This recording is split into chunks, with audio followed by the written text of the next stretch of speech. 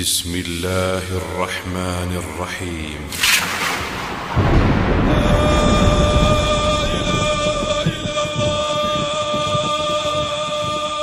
سبحان من يسمع نداء المظلوم، سبحان من يسمع أمنات المضطهدين، أمن يجيب المضطر إذا دعاه،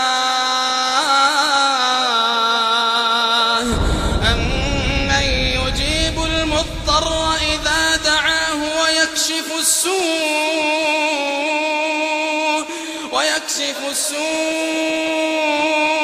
ويجعلكم خلفاء الأرض أإله مع الله إنه الله جل جلاله أإله مع الله أإله مع الله. إذا أوصلت الأبواب أمام الطلاب وأسدلت الستور في وجوه السالكين، قرعوا أبواب السماء وصاحوا لا إله إلا الله. يا ملاذنا إذا أغلقت الأبواب وحيل بيننا وبين الأهل والأصحاب،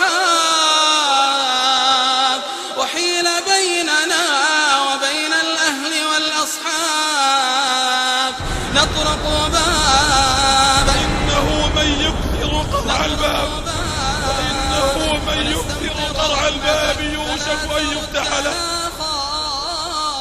إن الخطر عظيم والبدن ضعيف والنار محرقة والموت قريب. وجاءت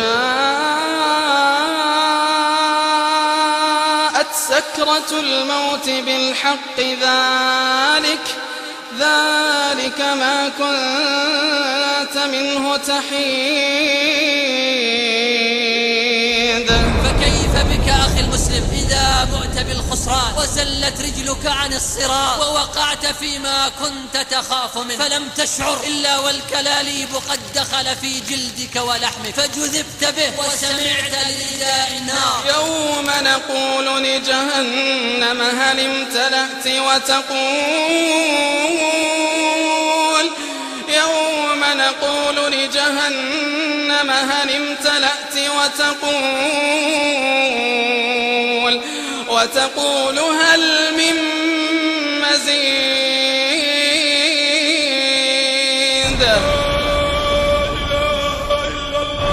لو تذكرت بعض أقاربك وأصدقائك وقد من الله عليهم بدخول الجنة زادك ذلك حسرة وأسفا. قال الله تعالى: ونادى أصحاب النار أصحاب الجنة أن أفيضوا علينا من الماء أو مما رزقكم الله.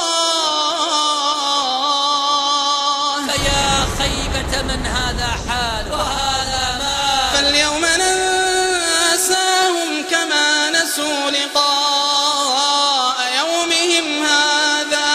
أحزان لا تنقضي وهموم لا تنتهي. فلا تلوموني ولوموا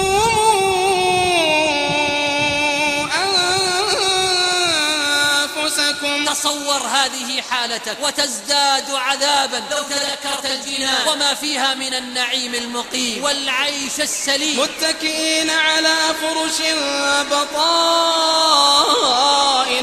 من استبرق وجنى الجنتين دان. فهم في روضات الجنة يتقلبون، وعلى أسرتها تحت الحجال يجلسون، وعلى الفرش التي بطائنها من استبرق يتكئون، وبالحور العين يتمتعون كأنهن الياقوت والمرجان، وبأنواع الثمار يتفكهون، فيهما فاكهة ونخل ورمان. أيها الأخ الحبيب، هؤلاء هم أصحاب الجنة. هل جزاء الإحسان إلا الإحسان. هؤلاء هم أصحاب الحسنى وزيادة. هل تريد أن تكون منهم؟ يا رب العالمين يا ذا الجلال والإكرام، والله الذي لا إله إلا هو حقائق الحياة. راجعوا أنفسكم ما دمتم على قيد الحياة، وتوبوا إلى الله توبة نصوحا. يا أيها الذين آمنوا توبوا إلى الله، يا أيها الذين آمنوا توبوا إلى الله، توبوا إلى الله توبة نصوحا. قل أعوذ برب الناس، ملك الناس، إله الناس، من شر الوسواس الخناس.